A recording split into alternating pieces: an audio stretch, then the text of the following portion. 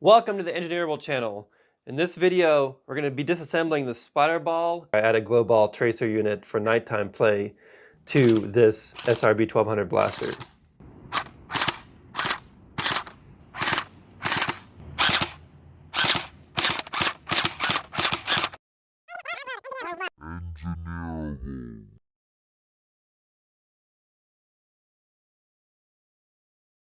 Now, this one is trickier than the other blaster because it has these white cosmetic pieces at the top that have been glued on to the top in discrete locations. Each of these pieces has several plastic bosses along the center line that have been glued to the main clamshell part.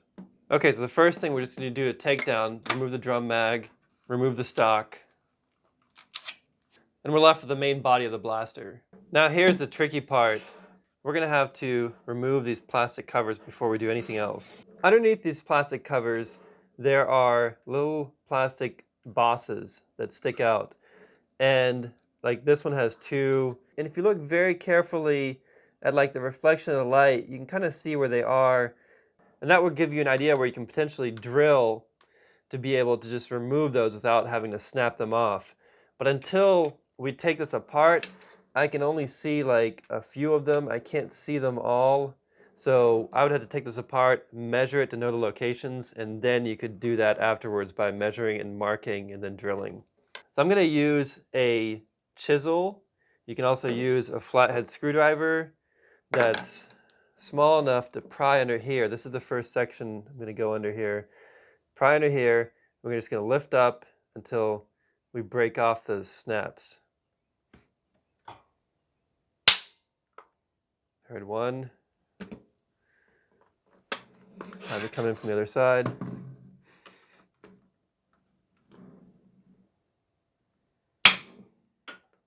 And there you go. And you can see how these plastic bosses were actually part of the housing sticking out, the main body, and the cosmetic covers have a recessed hole that that piece sticks into.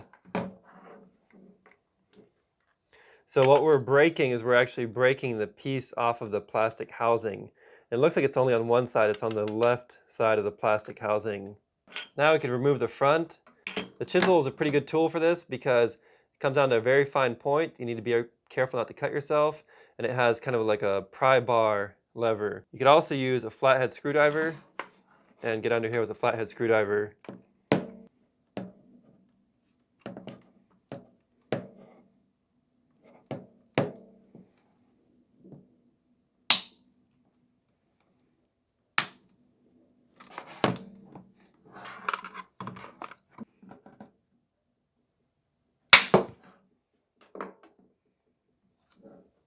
This piece also had two screw bosses holding it together.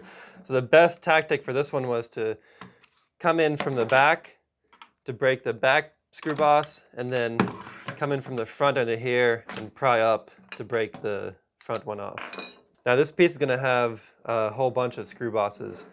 So again, I'm going to continue with the flathead screwdriver since that's probably the most common tool that you would have. So there we go. Broke one. It's better to come in from this left side of the housing because that's the side of the housing where the screw bosses are actually attached to.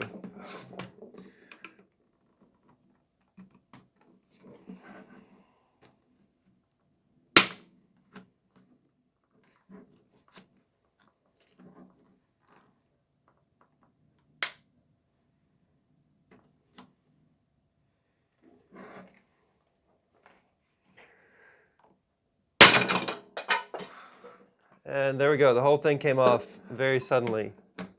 This back piece only has 3 bosses holding it on, like that. I'm going to take some measurements here so that you can know where these screw bosses are in case you want to use a drill to try to drill them out from above. So the first one is centered about 21.4 millimeters from the end. The next one is about 116.3. And now I'm going to measure from this end 48.4 millimeters. So that's the back. This piece looks symmetric, 10 millimeters from the end, and then this side is also 10 millimeters. This one is approximately 8 millimeters from the end, about 40 millimeters from the end here. There are 4 screws that were hidden by those cosmetic covers. So even if you remove the other screws, those screws are still going to be stuck to it. So you would not be able to get access to those screws without removing the cosmetic cover. When we reassemble the blaster, we're going to have to figure out a solution to keep these cosmetic covers on. As of right now, I'm thinking about adding some screws to the sides to keep the cover on, or possibly the top. The snap for the stock is exposed now, but it's actually held in by the main body, so it's not going to come out. Now let's make sure to remove the battery before we go any further. And we're going to have to use a knife to go in here to cut this sticker, because this sticker will hold the 2 halves together. Okay, now it's time to remove all these screws.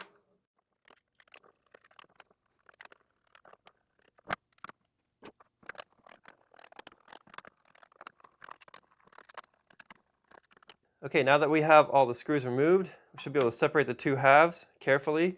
There's going to be some springs popping out. Grab this in the back here before the spring pops out back here. Oops, it fell inside. This is going to be spring loaded here, the latch. Saw that come apart. Oops. And there's also an LED connector here going to this side for the LED lights. A lot of screws fell out, and I do notice that some of these screws are different lengths. Most of these screws are 9 millimeters in length, the shorter ones here. So group all those together, and there are 2 screws that are longer at about 14 millimeters. These 2 screws, when you go to reassemble, they go in the middle part of the grip. So when you go to separate the 2 halves, there's the LED cables that are routed through here that are kind of holding things together. So you need to disconnect those LED cables. The magazine latch fell apart into 3 pieces. You have the pin here. Remove the T-piece cover. Take a note that the screws for the T-piece cover are not the same as the body screws. They measure about 6 millimeters long, and they have a different head shape. This is the body screw, this is the T-piece screw. So keep those separate. So the T-piece cover comes off. You can remove the whole barrel and the T-piece. The final piece of interest in here is this LED PCB. So this LED PCB provides a constant current and voltage to the LEDs. And it also appears to have a motion sensor such that it turns the LEDs off if there's no motion for a while. We can use this LED board to just drive the UV LEDs that we're going to add for the glow ball tracer unit. Let's take a look at what's behind this cover that's hiding the LED light and light pipe. There's 2 screws that hold it on, even though there's 3 screw bosses.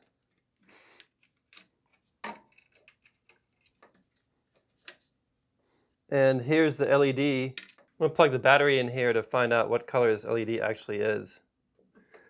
And it is a blue, almost UV LED. Possibly we could use this LED as is for the tracer unit. To reattach this LED tube cover, here I'm leaving the LED out because we're using it for the tracer mod.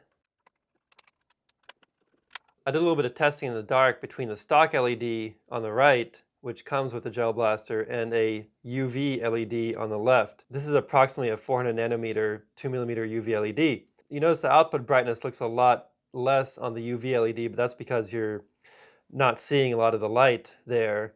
And on the stock LED, it's more of a bluish tint and there's a lot more visible light output. I did some testing in the dark on a glow gel ball, like holding each LED up against it for 2 seconds and seeing how long the decay of the light of the gel ball was, and I could not really notice any difference. I did like 2-second interval like this, 1, 2, and I didn't notice much difference of the decay between the 2 LEDs. So here's the UV, 1, 2,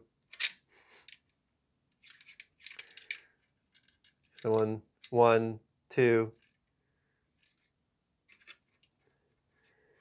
1, 2. Maybe the UV has a slight brightness advantage initially, because if you notice, like, the UV really lights up that glow gel ball a lot brighter when I put the LED up against it. The stock LED doesn't really light up the gel ball like the UV one does. The UV one really makes it glow like bright green. It's hard to see in the video camera.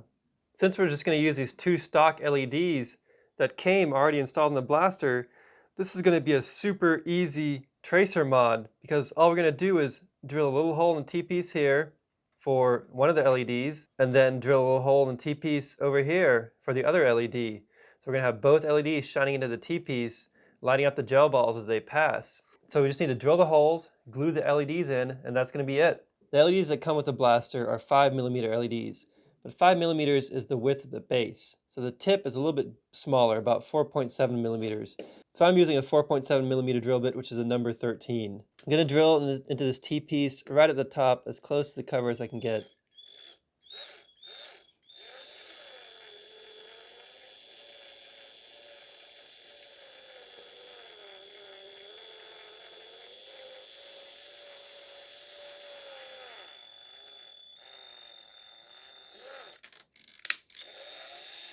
Now I want to be careful, I don't want to drill through the other wall of the T-piece, so I just want to drill carefully and keep this hole clean.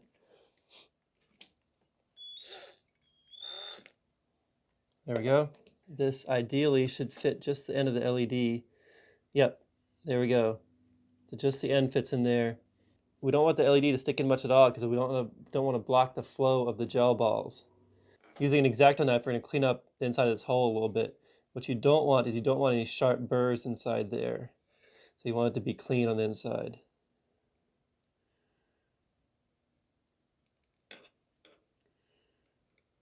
So I'm going to use this thick super glue. You could also use hot glue or something similar to glue the LED in. And I just put the LED in the entrance at the level that I want it and carefully go around with the super glue.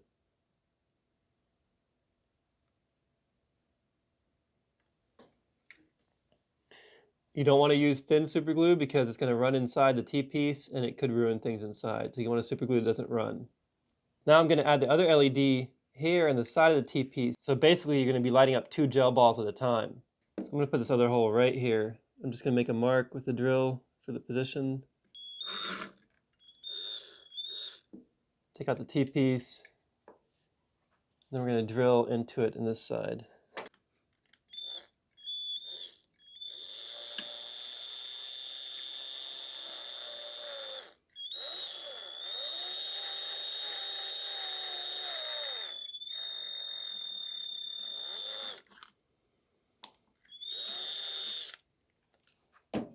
Just like the other hole, I'm going to clean this one out on the inside too. Make sure there's no burrs.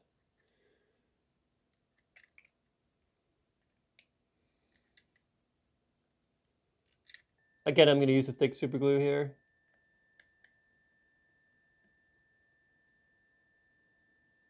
Use a little bit of accelerator, make it cure faster.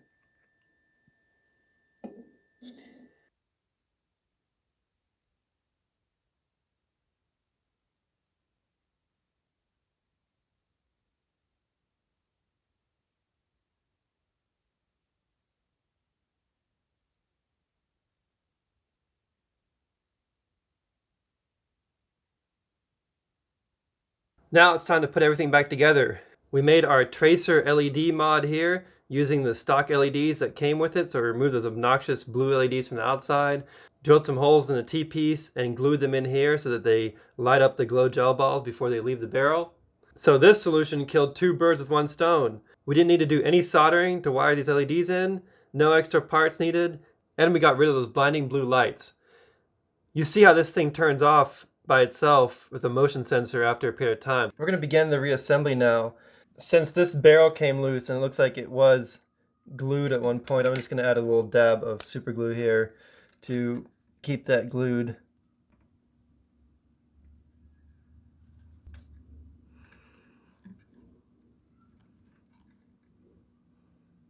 Okay, put the T-piece back over the plunger.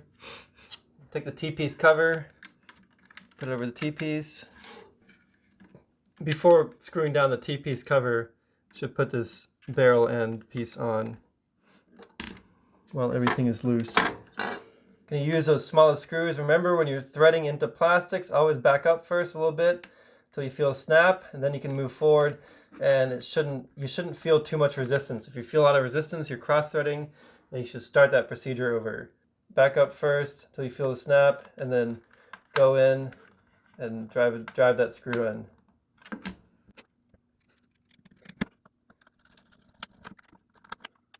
Now lay down the leads from the LED over the top of the T-piece cover, and I'm going to route this wire back here to get it out of the way.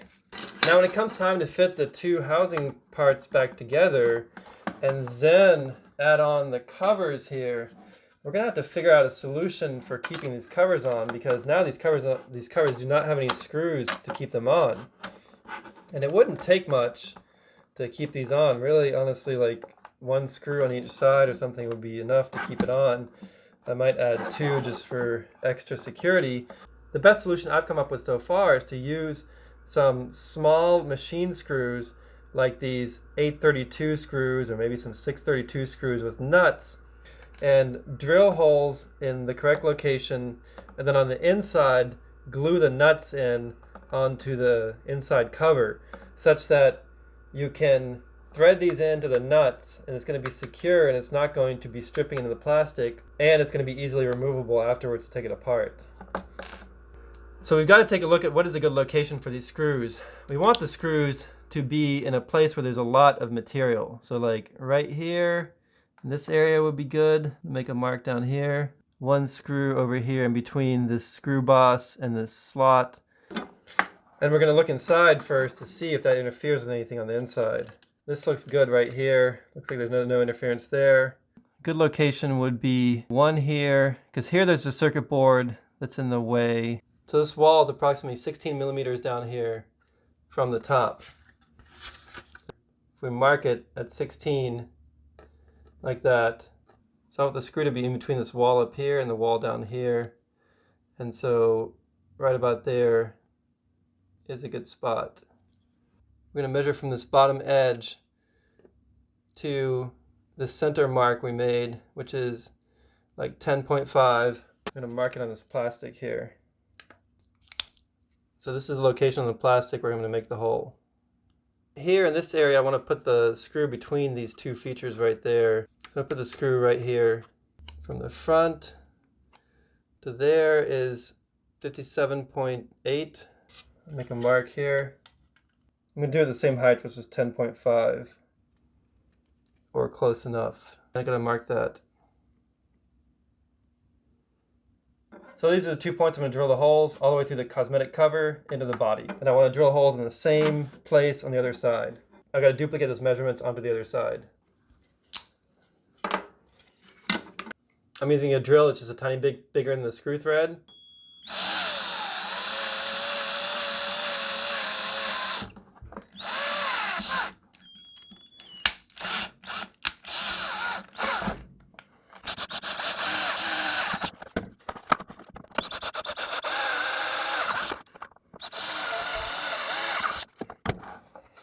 Okay, so we got the screws to hold the back piece on.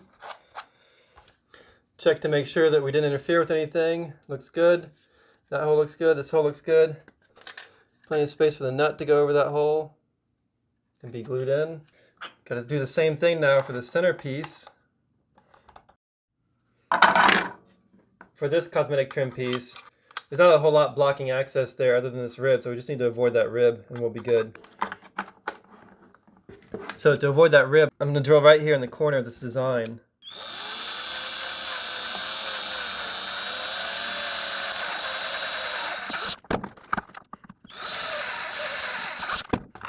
This front piece is going to be a little bit more difficult because there's really nowhere good to attach it on the sides.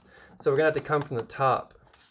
Let's look inside first. Looks like a good place to drill in from the top is right here. So we're going to make the hole about 11 millimeters in from the edge. And it's about 24.7 from the end.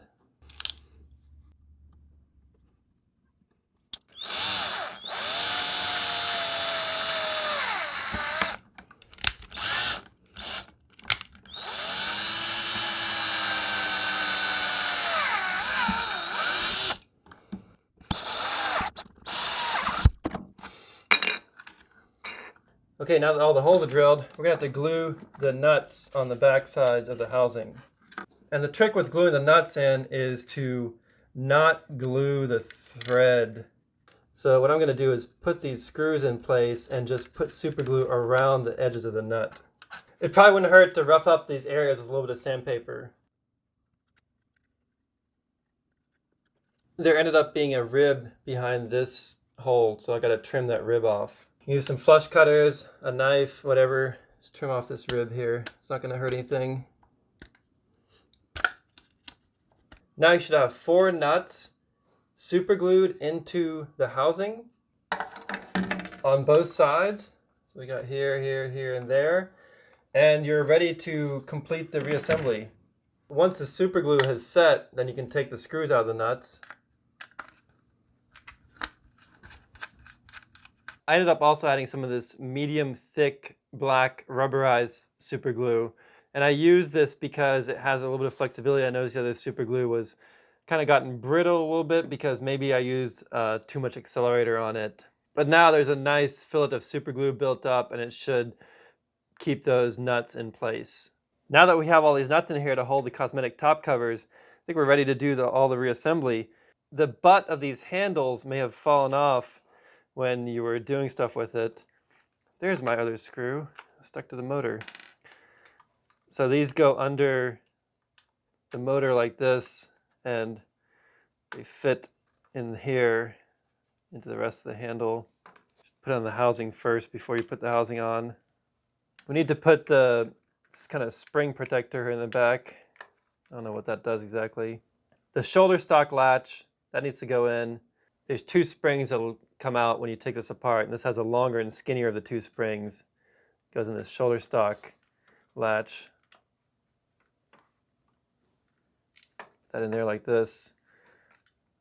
You may struggle to keep that in there. It might pop out. This is the latch for the magazine. This nub is where the spring goes. You put the pin through the latch, it goes in this hole right here. I can just put the spring over the nub.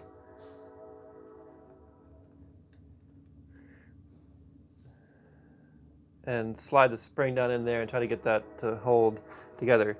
So this is going to be tricky. You're going to have to do kind of like one end first. So I'm going to start off with this top end here and get this together up here, just like that.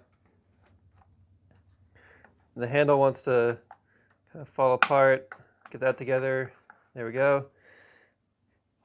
Now work your way up this latch for the magazine.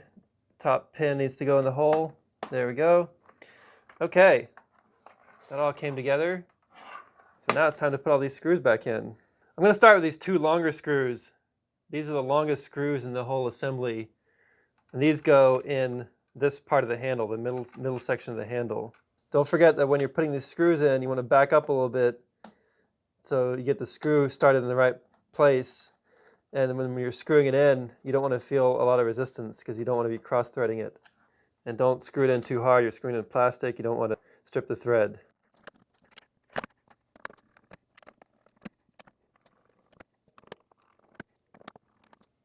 I can tell that one of these screws had already stripped the thread here. I think that's the one in the front right there.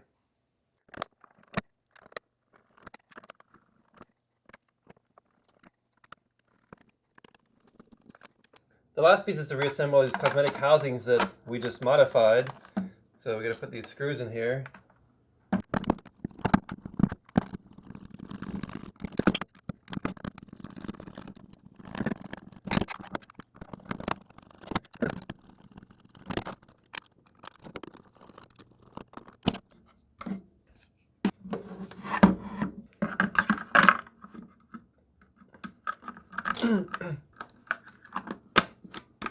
And you can see the LEDs down in there for glowing up the gel balls.